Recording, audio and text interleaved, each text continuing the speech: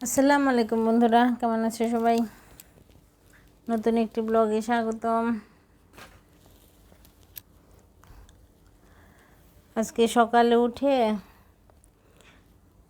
তাড়াহুড়া করে উঠলাম, একটু শুয়ে পড়েছিলাম।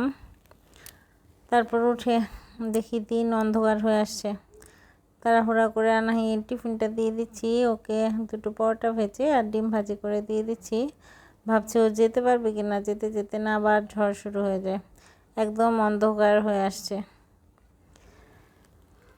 আর একা একা যেহেতু যাবে, আমি একটু টেনশনই করছিলাম। তারপর ও বেরোলো আর 5 মিনিটের মধ্যেই ঝড় বৃষ্টি শুরু হয়ে গেছে।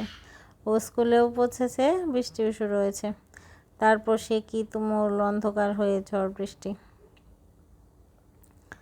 কিছুক্ষণের জন্য একদম রাত হয়ে গিয়েছিল। সকাল হয়ে আবার ছোটা ঘুম থেকে উঠে গেছে, সবগুলা ঘুম থেকে উঠে গেছে। উঠে বলতেছে, মা আবার রাত হয়ে গেছে।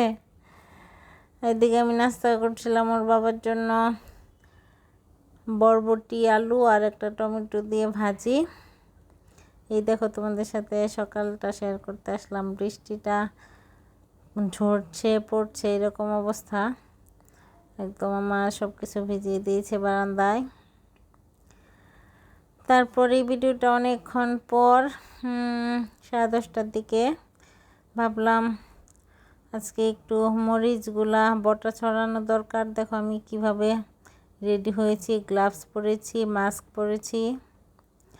তারপর বসার জায়গাটাও পজিশন করে নিব, কুলোর মধ্যে নিয়ে তারপর নিচে মোড়া দিয়ে বসে বসে বাজবো।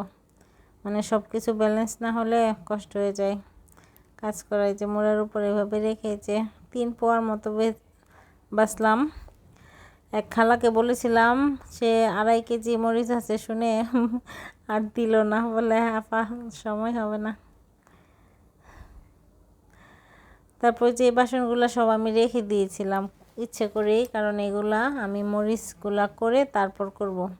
আর না হলে হাতের গন্ধটা যাবে না, যেহেতু বাচ্চারা আছে হাতটা একদম ফ্রেশ করতে হবে। যদিও গ্লাভস পরে করেছি, তারপরও তো রিস্ক থাকেই। তারপর বাবুরা সকালে রুটি খেয়েছিল, এখন ভাবলাম ডিম ভাজি করে ওদের 3জনকে একসাথে ভাত খাওয়াবো। এখানে আমি 2টো ডিম একসাথে নিয়ে ফেলছিলাম তাড়াহুড়া করার জন্য। 12টার মতো বেজে গেছে। এই তো ওভেনে ভাত গরম করে নিলাম আর 2টা ডিম ভাজি করলাম। এখন 3 পিচ্চিকে খাবো। আমার এই প্যানটা একটা ডিম সুন্দরভাবে ভাজা হয়, 2টা দিলে সমস্যা হয়ে যায়। ছোট প্যান, এটা শুধু ডিমের জন্যই ঠিক আছে। আর তোমাদের সাথে একটা টিপস শেয়ার করি। দেখো, 2টা যতই বলক উঠুক, যে এইভাবে একটা হাতা দিয়ে রাখবে, দুধ পরে চুলাও নষ্ট হবে না, দুধের অপচয় হবে না। তারপর খাওয়া দাওয়ার পর আমার বেটা হঠাৎ করে অসুস্থ হয়ে গেছে। আসলে বুঝি না, বৃষ্টি পড়লে না ওদের একটু জ্বর জ্বর ভাব হয়ে যায়। বড় বাবু খুবই দুর্বল হয়ে গেছে, বলছে মা লেবু দিয়ে শরবত করে দাও। সকালে ভাত খেয়েছিল, তারপর বলছে বিরিয়ানি খাবে। এই তো তাদেরকে এখন শরবত করে ঘুম পাড়াবো। ঘুম পাড়ে দেখো অবস্থা, আমার ছেলের ভালো জ্বর এসে গেছে, শুকিয়ে গেছে কতক্ষণই।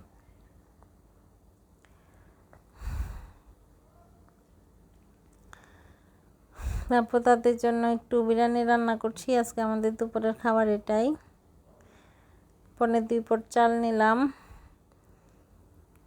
অর্ধেকটা মুরগি নিলাম, 2টো লেগ পিস রেখে বাকিটা নিয়েছি। লেগ পিসটা আমি আলাদাই রেখে দিই, ওদেরকে পরে কিছু করে খাওয়াই। আর এই যে 2-3জনে বলছে গরম বিরিয়ানির ফ্লেভার পেয়ে আজকে একটু বাদাম টাদাম বেশি করে দিয়েছিলাম, তো অনেক সুন্দর একটা বিরিয়ানি হয়েছিল। তারপর তাদেরকে খেতে দিয়ে আমি নামাজ পড়ে আসলাম। এই যে এসে দেখে আমি সুন্দর একটা দৃশ্য, যাওয়ার আগে দেখে গেছিলাম খাচ্ছে, আমি ওদেরকে মুরগির কাটনাও দিয়েছিলাম। তারপর কি সুন্দর করে ঘুমাচ্ছে। মা দিবসের শুভেচ্ছা সবাইকে। ভালো থেকো সব মায়েরা। আল্লাহ হাফেজ।